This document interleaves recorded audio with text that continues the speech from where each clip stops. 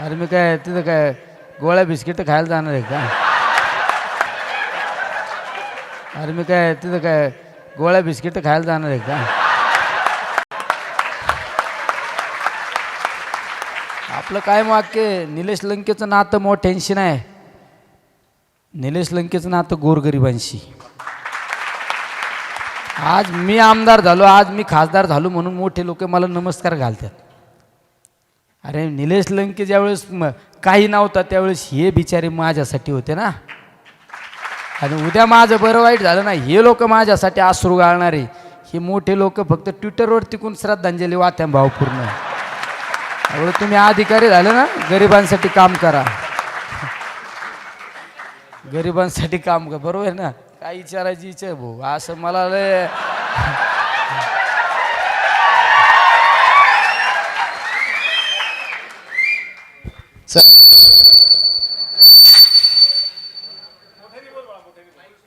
Sir माझा असा प्रश्न आहे, आपल्या महाराष्ट्रामध्ये सर भारतामध्ये आता जे ऑलिम्पिक झालं क्रीडा क्षेत्राचे, जे ऑलिम्पिक झालं त्यामध्ये अमेरिका चीन जर वर आहे तर आपला भारत पण जाऊ शकतो. आणि भारतामध्ये सर अशीच काही राज्य इथं हरियाणा पंजाब झालं, ह्यामधून फक्त खेळाडू जे जातात ते आहेत. आत्ता आपल्या ज्या कोल्हापूरचं एक पदक आलं कोल्हापूरसाठी सर, आत्ता ते खूप वर्षानंतर आले असं आम्हाला सरनं सांगितलं क्लासमध्ये महाराष्ट्राला.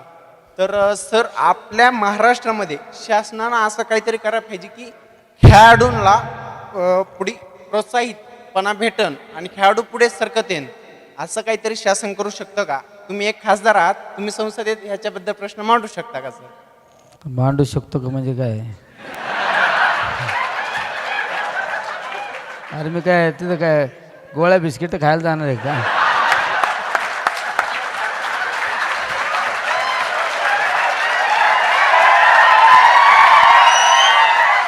तुझा प्रश्न एकदम बरोबर आहे.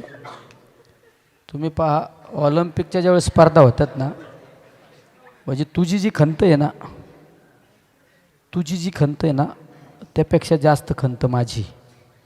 तुम्ही ऑलिम्पिक झाल्यानंतर तुम्ही पदकं पहा, कुठल्या देशाला ऑलिम्पिकमध्ये सुवर्ण पदक मिळालं, कुठल्या देशाला ब्रास पदक मिळालं, हे मी पाहतो.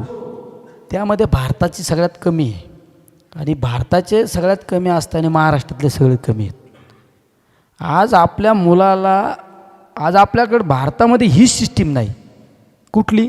मुलांच्या कला गुणानुसार वाव दिला पाहिजे. एखाद्या मुलाला स्पोर्टमध्ये आवड असते आणि आईबाप त्याला धरून आणणार बस अभ्यास करीत. एखाद्याला अभ्यासात आवड असते आणि आईवडील म्हणणार नाही तिकडे संगीताचे क्लास लाव. हे कला गुणांना वाव मिळाला पाहिजे आणि स्पोर्टच्या बाबतीत अधिकाधिक फॅसिलिटी मिळाल्या पाहिजे. आपल्याकडं मध्ये शिवराज आपलं डबल महाराष्ट्र केसरी, बरोबर आहे, डबल महाराष्ट्र केसरी पुणे महानगरपालिकेने सांगितलं त्याला तुला अधिकारी करतो. डबल महाराष्ट्र केसरी झाल्यानंतर त्याला अधिकारी केला पाहिजे ना. मुख्यमंत्र्यांनी पत्र दिलं, सगळं दिलं. 100 वेळा त्याला मंत्रालयात यावं लागलं. मी त्याच्याबरोबर 10 वेळा गेलो काही अधिकाऱ्यांकडं. अरे त्यांनी ग्राउंड गाजवलं ना. जर एखाद्या महाराष्ट्र केसरीची जर ही परिस्थिती असेल, मला पण खंत वाटली ना. मी अधिकाऱ्याशी सांगितलं, अधिकाऱ्याला अरे महाराष्ट्र केसरी जरा लाज वाटू दे म्हणलं, तुला तू सचिव असन, तू काय कुठल्या ग्रेडचा अधिकारी पण कर ना. त्यामुळे निश्चित हा प्रश्न तर मांडीनच, पण येणाऱ्या कालखंडामध्ये हा प्रश्न अंमलात आणीन.